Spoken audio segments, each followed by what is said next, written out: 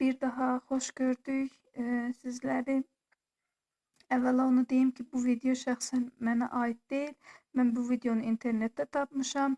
Sizə tərcümə edib təqdim etməyi özümə borc bildim. Deməli, video 2014-cü ildə yayınlanıb. Mən isə sizə tərcümə edib, yəni öz dilimizə tərcümə edib təqdim etmək istəyirəm.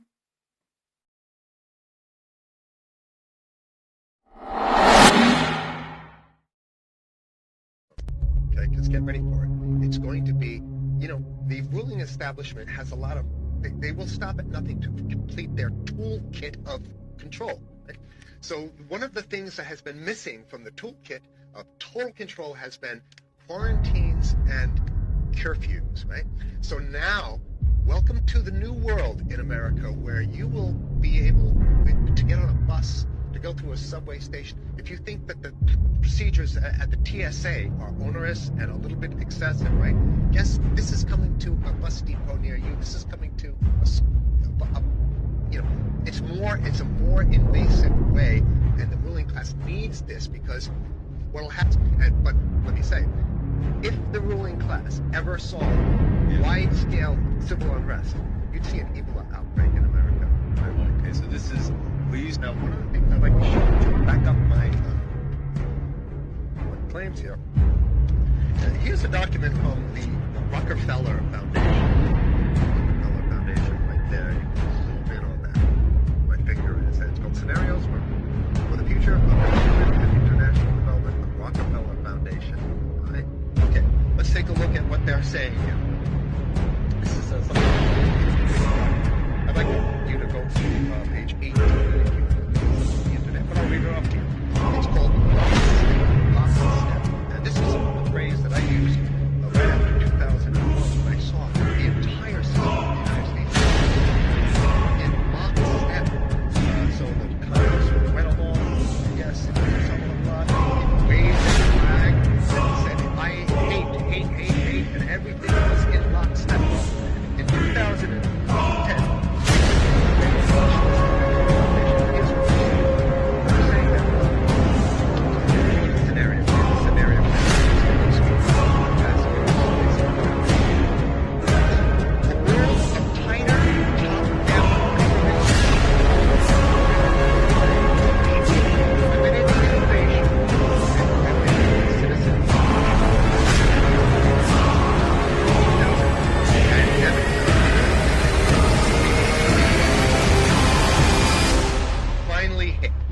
unlike 2009 H1N1, this new influenza strain originating from wild geese. They use some scenario, but this is Ebola they're talking about.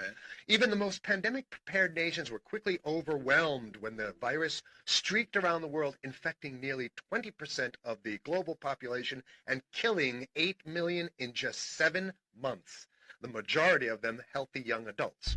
The pandemic also had a deadly effect on economies. You can see the agenda, just naked, raw, naked control agenda written down, and it's anybody's guess how this becomes effectuated in real life. So whether this is written specifically as marching orders or whether people take it upon themselves in the intelligence networks to say, okay, well, this has been produced, so this is the plan here. But these narratives have to be written in advance because the intelligence agencies don't know how to do these narratives. They need help. So these think tanks, they come up with these like Grand Corporation, Rockefeller Foundation. These are think tanks of death. They're not the think tanks. They're not there to find great ways to help people. Okay, the pandemic also had a deadly effect on economics. International mobility of both people and goods screeched to a halt, which is what they want. They want a completely isolated world, like debilitating industries like tourism and breaking global supply chains. Of course they want tourism. They want you stopped because they're not in the tourism business. And they want you at home in your house in front of the TV. And they got you. Because once you watch the TV, they own yourself. Even locally, a normally bustling shop and offices sat empty for months. Okay? So look how they talk about it. The pandemic pandemic blanketed the planet, though disproportionate numbers in Africa died.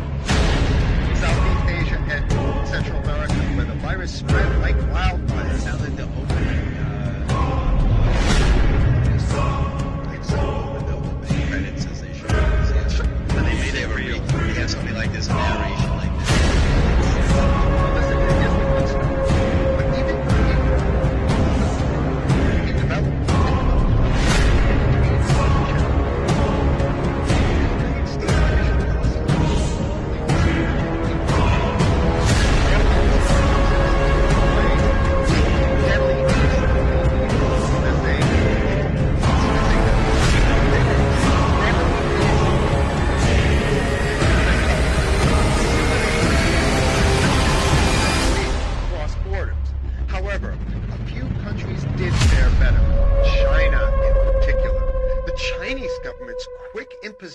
and enforcement of mandatory quarantine for all citizens, as well as its instant and near hermetic sealing off of all borders, saved millions of lives, stopping the spread of virus far earlier than in other countries. So the message is here is we have to look towards the Chinese, the oppressive totalitarian Chinese regime as an example of what we need to be doing here. And of course, the ruling class here loves the Chinese regime because they have demonstrated to the ruling class the most efficient form of capitalism, which is authoritarian capitalism. So we have capitalism, but unfortunately we have this veil. I get it. We have this veil of democracy. This is very interesting. Continue on. Okay. China's government was not the only one that took extreme measures to protect its citizens from risk and exposure.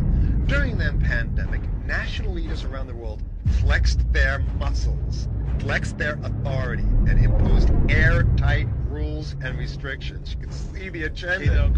Okay. From the mandatory wearing of face masks to body temperature checks at the entries to communal spaces like that's what's happening right now. Yeah, but soon it's going to be like body, It'll be at the subway? Yeah. Well, is that what you're saying? We'll be going through this at the subway, to get on buses and subway, things like that. And what this means is, don't think about having a cigarette, joint, basically, you can't, this is a dragnet for everything. So if in order for you, in other words, just like with Stop and Frisk, this is cavities, stop it, cavities, this kind of thing. All right, so during the pandemic, and even checks at supermarkets. Okay, so basically what they're saying is they're building a system where every you make go to them. You can't get food. How about if you go to the farmer's market? Here's the good stuff then. And I think you just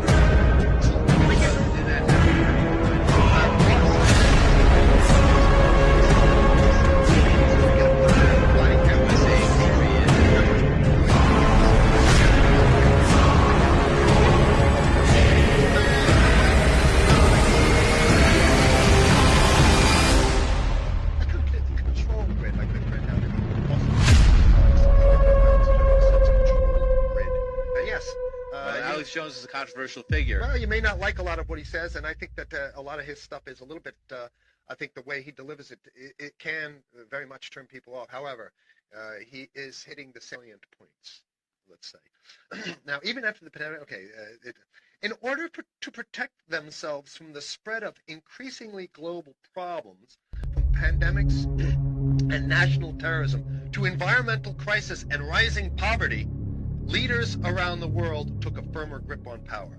Well, what the hell would rising poverty have anything to do with imposing strict citizen controls with face masks? So they're very sloppy stuff here. At first, the notion of a more controlled world gained wide acceptance and approval. I'm sorry, nobody likes this stuff. They're just saying it.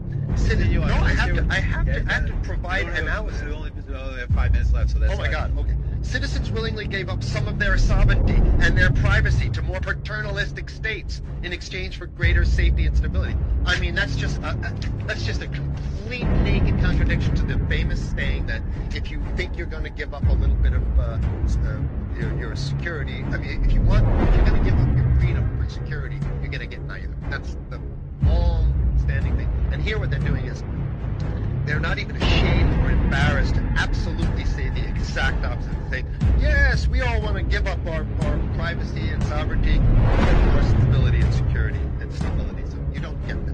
When you give it up like that, you get a shut. We have the National Security Memorandum of December 10th, 1976. Henry Kissinger. National Security. 2. Look that up on your internet. I'll summarize it. He says that there's too many people trying to get earlier. Yeah, he says he used the word depopulation, which is different. Depopulation is killing people. And here's an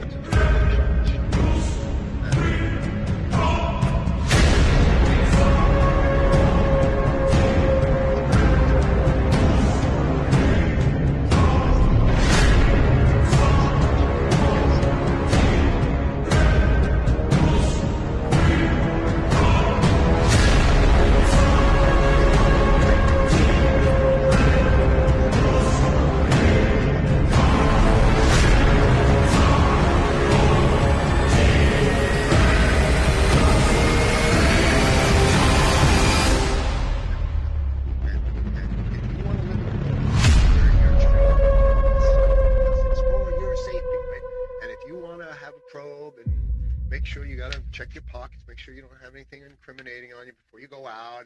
And when you step out of your house, you want some police there to monitor and see what you're doing. If that's the world you want to live in, be apathetic. Don't do anything. You're going to get that world very soon. It's coming your way, definitely. Okay, we got a minute and a half, Fox.